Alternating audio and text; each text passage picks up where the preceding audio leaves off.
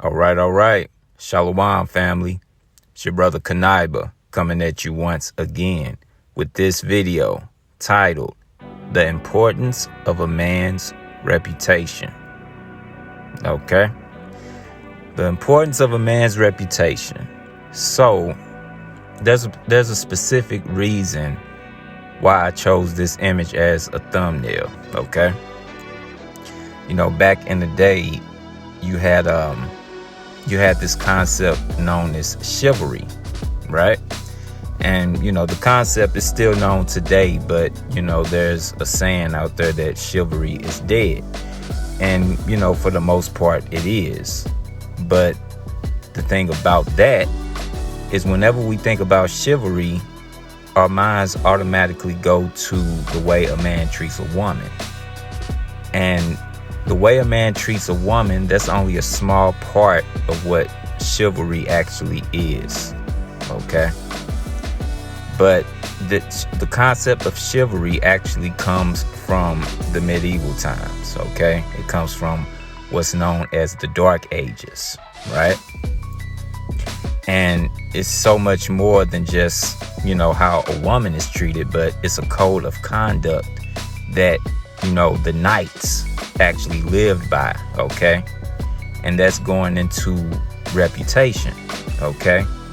As a man, your reputation is very, very valuable, okay? You know, when you look at concepts like honor, okay, integrity, character, you know, and things of that nature, bravery, and things of that sort, these are things that traditionally have been linked to men. Okay, not saying that women can't, you know, have those attributes, but historically, okay, these are attributes that are closely tied to men, okay? But we're living in a time where a man's reputation means little to nothing, okay? Those different qualities that I just named, you know, they mean nothing in this society, okay? In fact, a man that's the complete opposite of the things that I just listed, they're the ones that's held at a high esteem in this particular society. Everything is backwards, it's upside down, right? But, you know, as men, we need to take more pride in our reputation, having a good name, okay? We have to go back to those concepts, okay? So without further ado, let's actually get into the actual definition of what chivalry is, okay? And let's start there, all right? Okay, so here we have the definition of chivalry, and it reads, a noun, the medieval knightly system with its religious, moral, and social code. Okay, you see that? Like I said before, it's a social code, okay? Dealing with your morals. Now right here, it says religious, but I'm glad that's actually there, because when you're dealing with a social code or a moral code, it's not so much religious when it comes to us as Israelites, okay? Our social code and our moral code is the word, the Bible that was left for us, which has nothing to do with religion, okay? Our moral code ultimately is found where? It's found in the law, okay? Torah, okay? That's our moral code, okay? When you read Deuteronomy chapter 4, I believe, starting at, I want to say around about verse 5, it talks about how, you know, the laws are wisdom and understanding in the sight of all nations. And how when they hear about our laws, I'm roughly paraphrasing, when they hear about our laws, they would say, what nation is this that, you know, that's so great, that has laws so righteous and things of this nature? They are astounded by, you know, the laws, statutes, and commandments that we have, okay? The wisdom that was bestowed upon us, okay? Because this is our moral code that was actually given to us by our God, okay? Yahweh, right? And again, let me bring to your attention that it says a medieval knightly system, right? Because a lot of our people, what they'll say is, well, that system came from medieval times, dealing with chivalry. So, they'll think that chivalry actually came from, white people, not knowing that, during the medieval times, all nobility were black people. They were Israelites. Okay. And, not just Moors, but all nobility. Okay. It was the children of Israel. It was us. We ruled Europe for approximately 1,000 years. Okay. So this whole concept of chivalry actually came from us. Okay. But I mean, the sad thing is, anything dealing with, order, structure, moral code, it's just been embedded in us that, nothing like that can come from us, but, that came from us, that whole concept of chivalry, right? It came from us. But anyway, moving forward, it says historical, knights, noblemen, and horsemen collectively. And it gives an example. I fought against the cream of French chivalry. Then the next point says, the combination of qualities expected of an ideal knight, especially courage, honor, courtesy, justice, and a readiness to help the weak. Okay? So, here again, when you look at all these things, it's going into a man's reputation. Okay?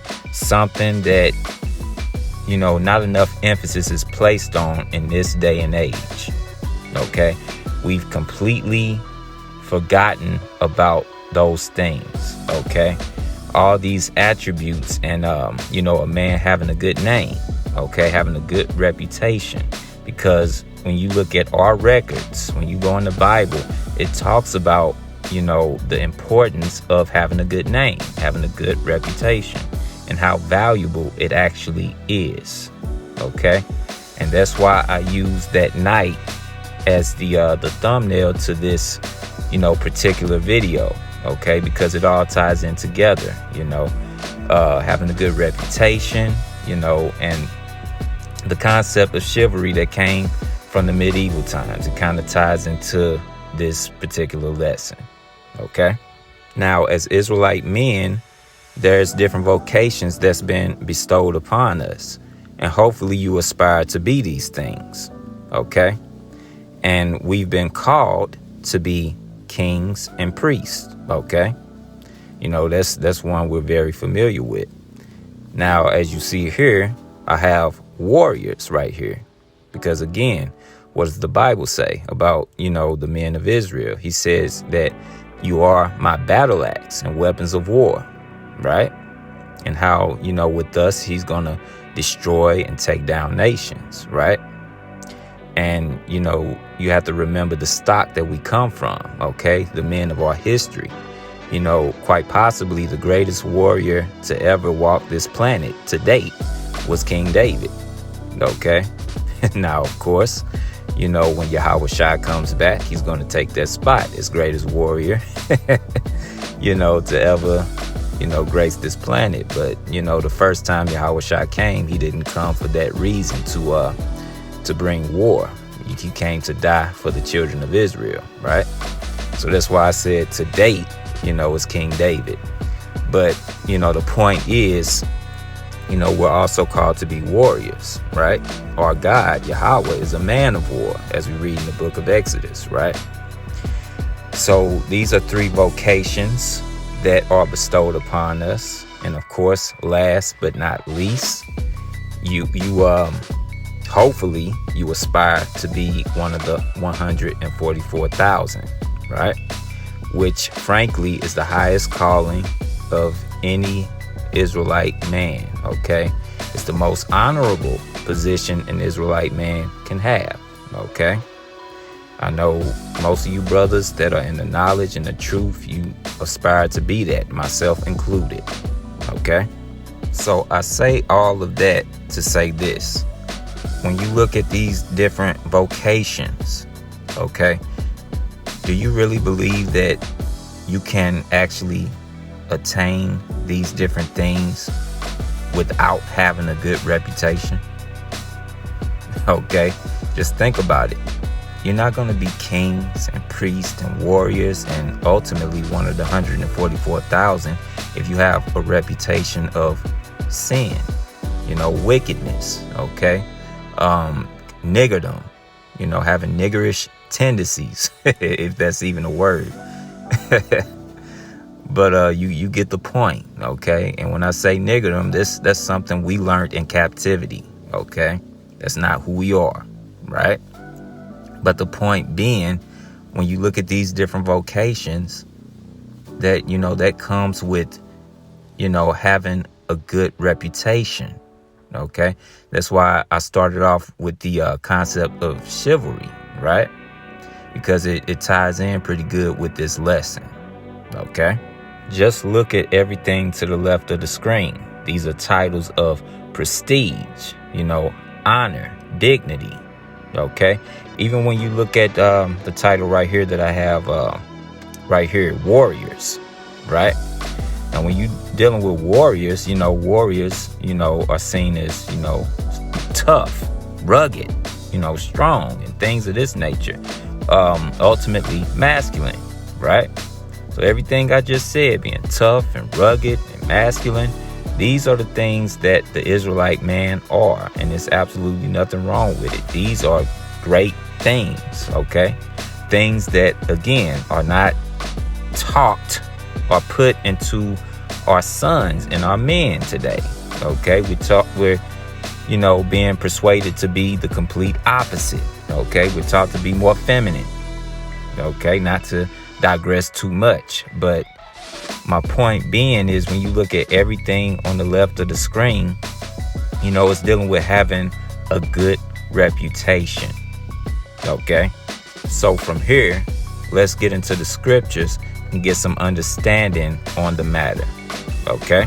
So this is the book of Proverbs, chapter 22, starting at verse 1, and it reads, "A good name is rather to be chosen than great riches, and loving favor rather than silver and gold." So the beginning of the verse says, a good name is rather to be chosen than great riches. Okay, this is going into an individual's reputation. Okay, a good reputation is more desirable than great riches. Okay, and we're living in a day and age where so much emphasis is placed on gaining riches, getting into your bag, so to speak. Okay, but little to no emphasis is placed on an individual's character, but right now we're talking about men. There's no emphasis placed on a man's character, okay, his integrity, his moral code or his moral compass, so to speak, okay?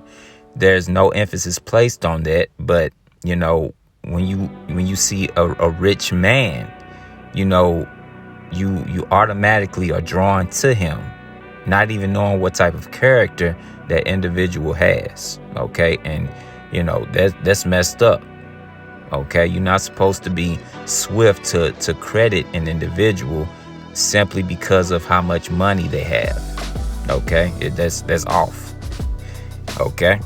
So the end of the verse says, "And loving favor rather than silver and gold," okay? And again, how does one gain loving favor? It comes from what? Having a good name, a good reputation.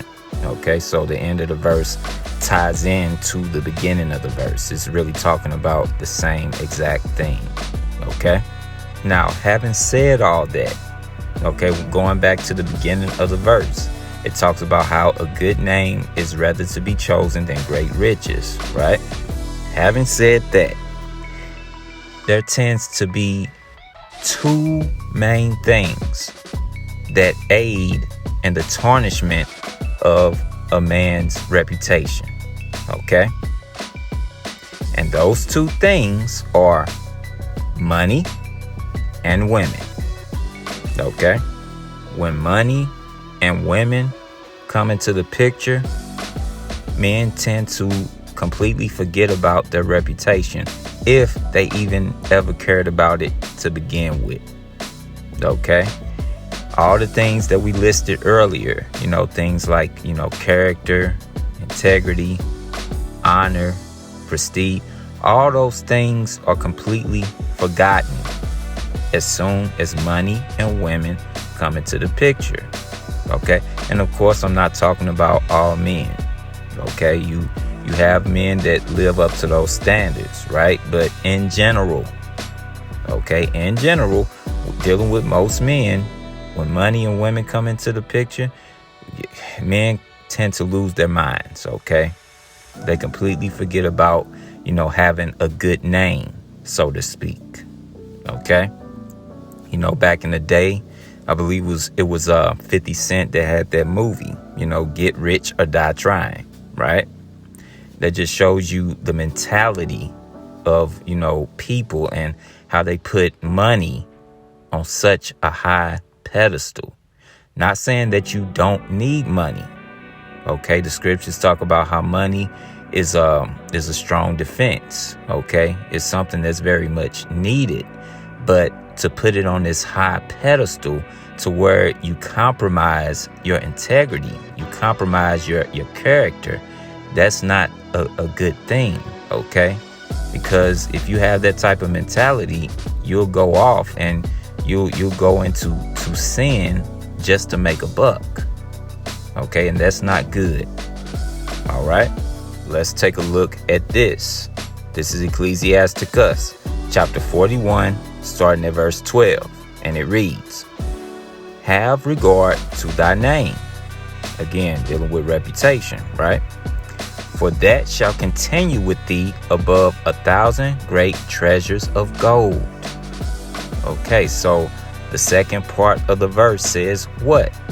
"For that," dealing with your reputation, "shall continue with thee above 1,000 great treasures of gold." Now, we already established earlier that in this society that we live in, money is pretty much placed above everything, but especially your reputation, okay, your character, and your moral code, so to speak. Okay, money is placed above these things, but when you look at this verse, it's telling you that your reputation is actually more important than money. Okay, and that's a problem that we're dealing with. We need to get back to instilling, these things within our boys and our men regarding your reputation, being men of good character, men of honor, integrity, things of this nature. We got to get back to that, right? Because if we don't do that, what's going to end up happening is you're going to have more and more men who compromise themselves just to make money. Okay, this is what you see in Hollywood. Okay, men who compromise themselves just to make money. Okay, for the longest, I'll give you an example. For the longest, people have complained about, men in Hollywood who, dress up as women. They compromise their manhood, their masculinity, just to gain, wealth. Okay, this is a problem, right?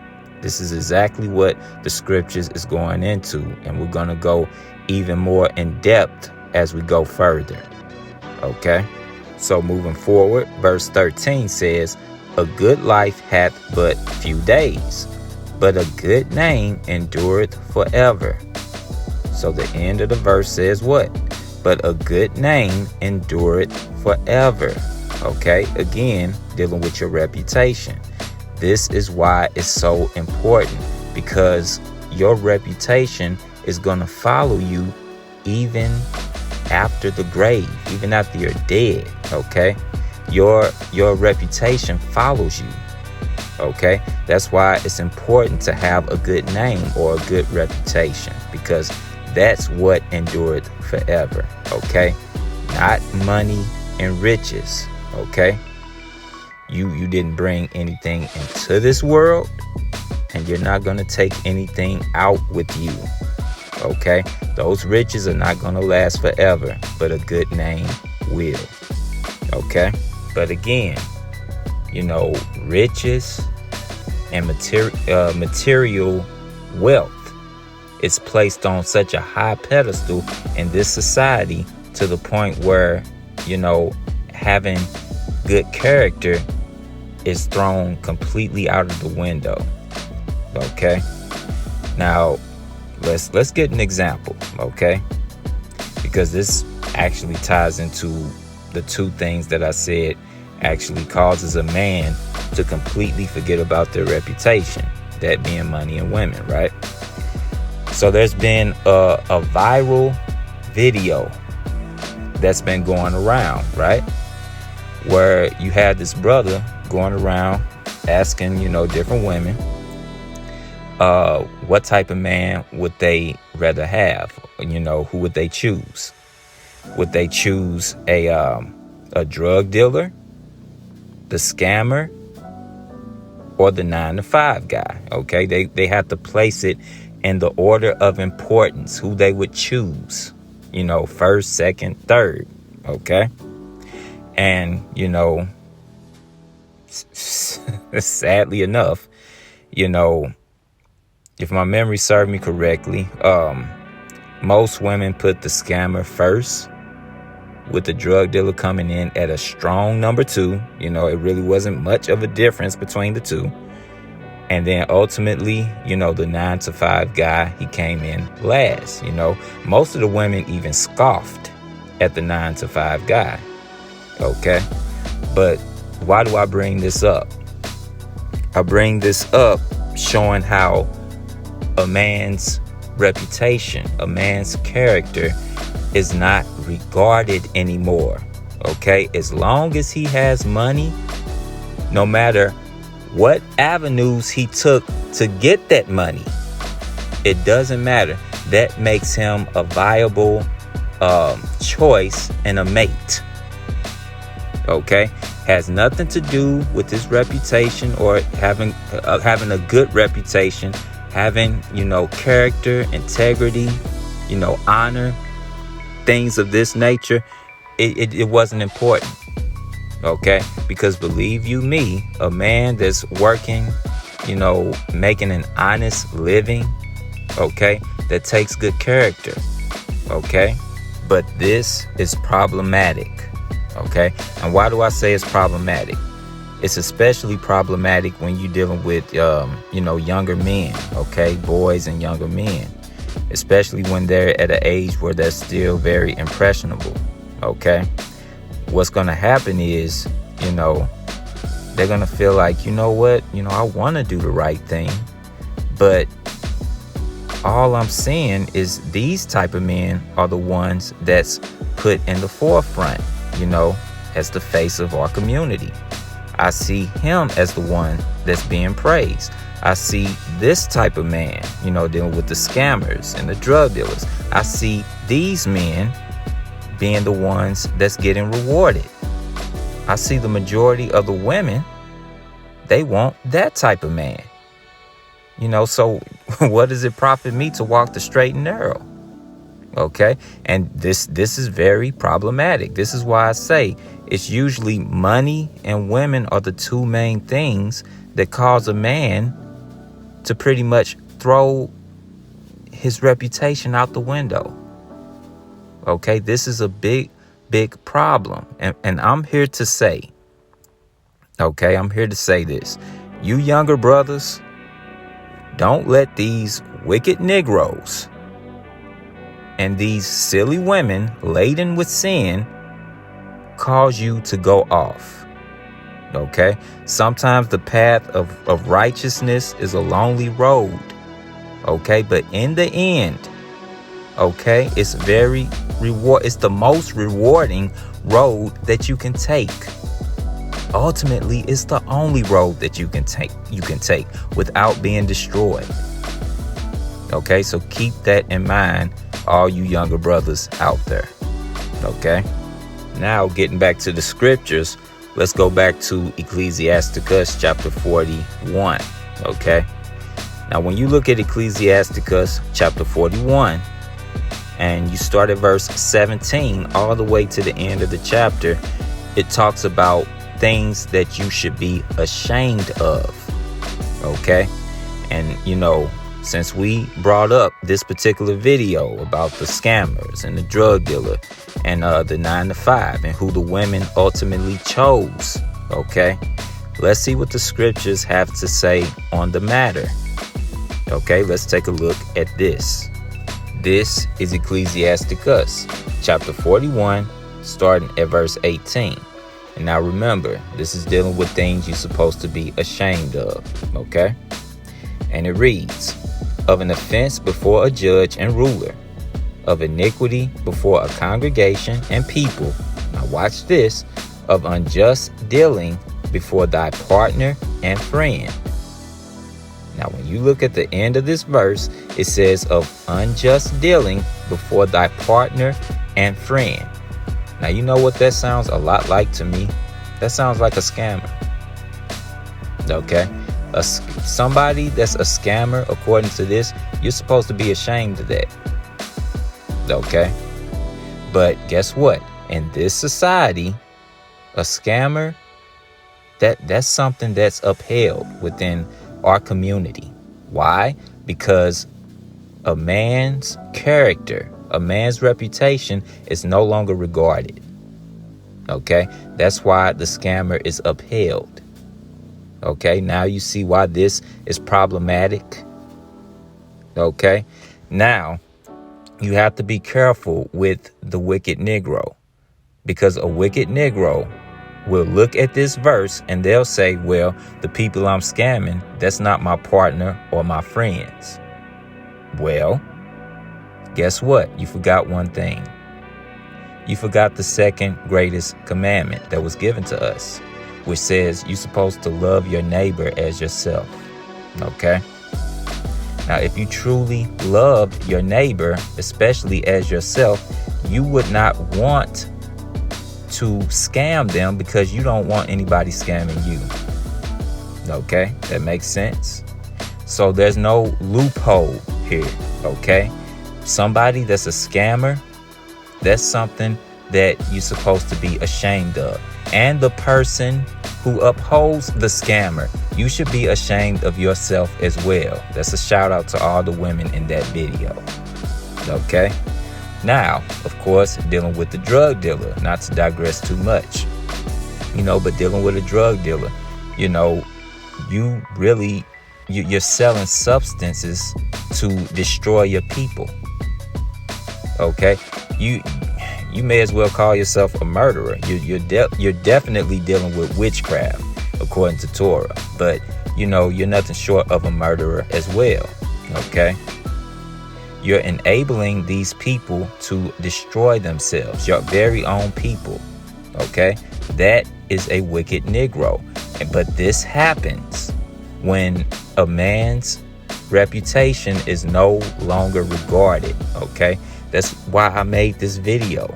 We as men, we had to value our reputations so much more. We had to become men of character, integrity, honor. Things that we held to a high esteem in the past, we need to go back to that. Okay? But like I said before, the main two things that cause men to completely disregard their reputation is money and women. Okay? Main two things that cause men to go off. Okay? But right now, I'm dealing with the money. Okay? So with that, let's take a look at this. This is 1 Timothy chapter 6, starting at verse 9. And it reads, but they that will be rich fall into temptation and a snare, and into many foolish and hurtful lusts, which drown men in destruction and perdition. Okay, so the beginning of this verse says what? But they that will be rich fall into temptation and a snare. And the word snare, of course, means a trap. Okay? But again, it's telling you, when you put so much focus on becoming rich or gaining, a lot of money, temptation is there. Okay? You will be tempted to compromise, your character, your reputation. Okay? Dealing with, the topic of this particular video, right? That's part of that temptation that's going to be there. Okay, you're going to be tempted to compromise yourself just to gain these riches. Okay, so now moving forward, looking at the next verse, it says what? For the love of money is the root of all evil, which while some coveted after, they have erred from the faith and pierced themselves through with many sorrows. Okay, so the beginning of the verse says what? For the love of money is the root of all evil. Okay, I believe back in the day it was the OJs that had that song, For the Love of Money, right? And they listed a lot of different things that people would do just for money, right? And how people pretty much compromise themselves, both men and women, compromise themselves for what this society calls the almighty dollar, right? But the point being is, dealing with the topic of this video, for the love of money, you'll even compromise your reputation. Okay, you'll compromise your reputation, your moral code that you're supposed to be living by just to make money. Okay, and that's problematic. Okay, but we see this every single day. Okay, and once you compromise your moral code, your good name, your character, okay, it's going to be easy for you to err from the faith, as the verse says. Okay, and that's something you don't want to do. Okay, people will completely turn their back on the Most High for money. Okay, it happens every single day, right?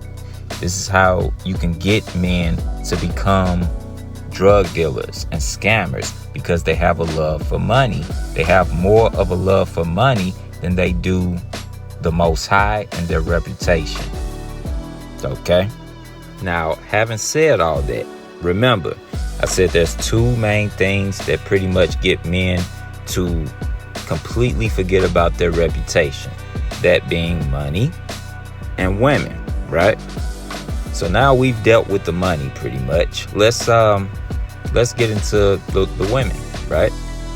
But there's something very, very specific that I really want to talk about, okay? And this shows that men really don't care about their reputation the way that they should today, okay? And this is the concept of the side dude, okay? We're living in a time where men are side dudes, and they are willingly becoming side dudes. In fact, they boast about it. Okay? This is a wicked Negro who will be judged along with the scammer and the drug dealer, lest you repent. Okay? But this just goes to show you how we've been so dumbed down, okay, that we would just so willingly sleep with a woman that already has a man. Okay, this is problematic.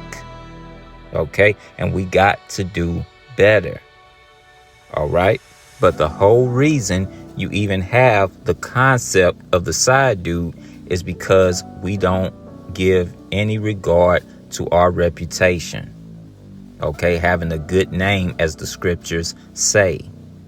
Okay, those qualities, honor, integrity, character.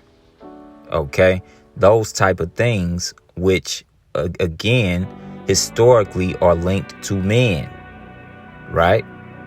Now, people will say that, those things can be found in women too. Well, maybe, yeah.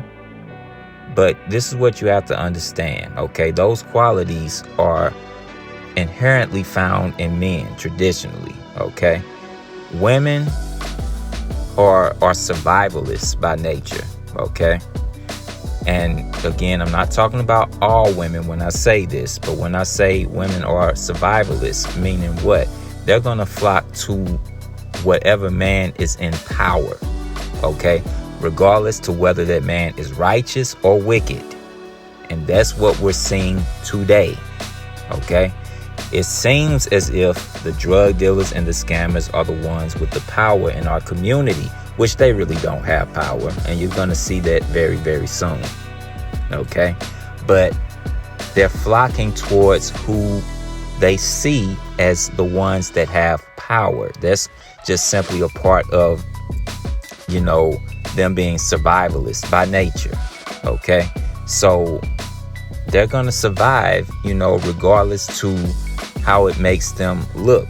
That's why I said things like, integrity and honor and things like that are more found in men. Not saying that women cannot have those qualities, but it's more so found in men, okay? Now, if we as men, put more emphasis on our reputation, and have more regard to, those qualities that I listed, okay, there wouldn't be a side dude, okay?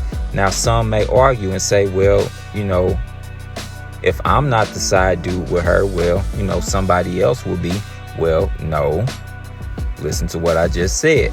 If all men were to pay attention to our reputations, there would be no side dudes, because you have to understand, women are only going to do what men allow them to do. Now, I know a lot of people are mad. I really don't care, okay? Women are only going to do as much as men allow them to do. So if women get the urge to find another man, if all men have the same mentality of being that honorable man, they're not going to have a side dude to go to. That's what you just think about it, okay? So that's why we as men, we have to have a code of conduct to live by, a moral code of conduct that we should be living by, just like in the days of old. And guess what? Our moral code of conduct that we should be living by as men, of course, is Torah. It's the laws that was given to us, okay, by our God, Yahweh, okay? I believe it was my last video where I talked about, how King Solomon, became a man, how King David, the last words he gave to Solomon about showing himself a man. Okay, that's that code of conduct. Okay, and he showed himself a man by doing what? By keeping the law, statutes, and commandments that was given to us by whom? By Moses. Okay, so getting back to the scriptures, this is Ecclesiasticus chapter 41, starting at verse 21. Now remember, starting at verse 17 to the end of chapter 41 is a list of things you're supposed to be ashamed of. Okay?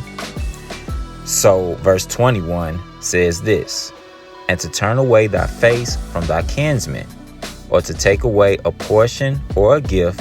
Now watch this. Or to gaze upon another man's wife. Okay? So the end of the verse says, or to gaze upon another man's wife. This is something you are supposed to be ashamed of. Okay?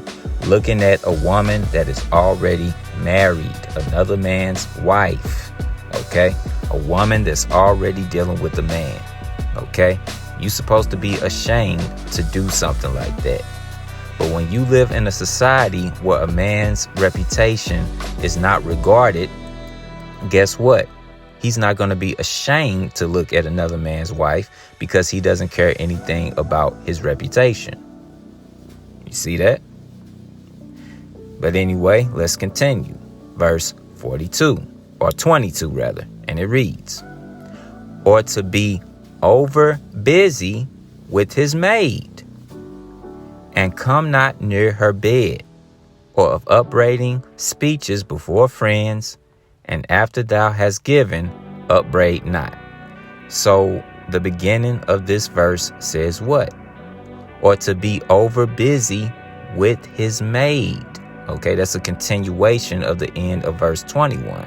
Okay, it says, or to be over busy with his maid. Okay, that's something you should be ashamed of. Why are you spending so much time with another man's wife? Well, first of all, why are you spending any time with another man's wife? Okay, that's off. Okay, let alone spending too much time with her. Okay, and so the verse goes on to give some wisdom with that. It goes on to say what?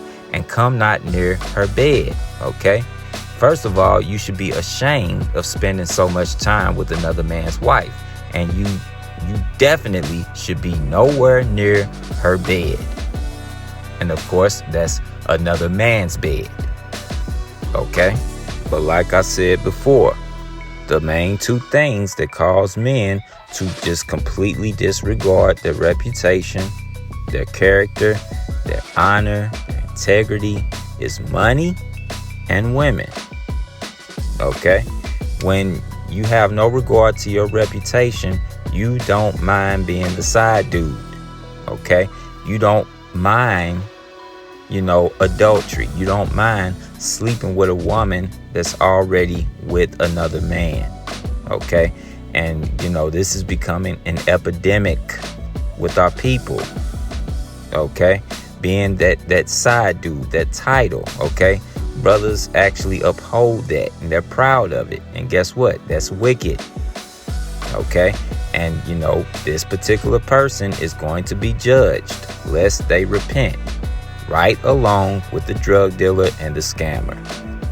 Okay, so now moving forward, let's take a look at this. This is 1 Esdras chapter 4 and verse 26, and it reads, yea, many there be that have run out of their wits for women, and become servants for their sakes. And I'm telling you, man, many men have completely lost their minds over women. And like the scripture says, they become servants, okay? AKA simps for their sakes, okay? This is an epidemic that's going around in this society today. But again, that's large in part due to the fact that men have no regard to their reputation, to having a good name. Okay, that plays a big role in this particular verse. Okay, let's continue on. Verse 27, and it reads, many also have perished. Okay, many men have died. Okay, have erred. Okay, they went off, and it's just so funny. We read that when we was dealing with money, how many men have erred from the faith because of money, right? Well, guess what? Likewise, many men have erred from the faith due to women as well. Okay, it goes on to say what? And sinned for women. Okay, and like I said before, your reputation plays a large part in whether or not you're gonna fall victim to women as well. Okay, if you a man of integrity, okay, of honor, okay, you're not gonna fall victim to women. Okay, you're gonna care too much about your reputation, so you're not gonna do things like falling into the category of being a side dude and foolishness like that. Okay, but anyway, I believe this is actually a good place to actually end the lesson. Again, the name of this video is the importance of a man's reputation. Okay, again, like I've been saying the whole video, There was a reason I chose this as a thumbnail, okay? I chose this night, okay, as a thumbnail because, it's just going into the whole concept of chivalry, right? And, like I said before, there's a saying out there that, chivalry is dead, right?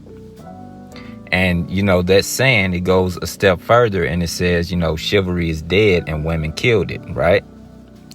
Well, allow me to say this, okay? If women killed chivalry, then men actually gave them the gun to commit the murder. Okay, ponder upon that. Okay? Because we as men, we need to take more pride in our reputation. Okay, like I said before, women are only going to do as much as men allow them to do. Okay, and if we cared more about our reputation and those characteristics that we listed, how can women kill that? Okay, but anyway, of course, I want to give all praises, honor, and glory to Yahweh, Bahashem, Yahweh Shai, Bahashem, Rachakwadash. I want to thank all you brothers and sisters for tuning in. And until next time, Shalom, family.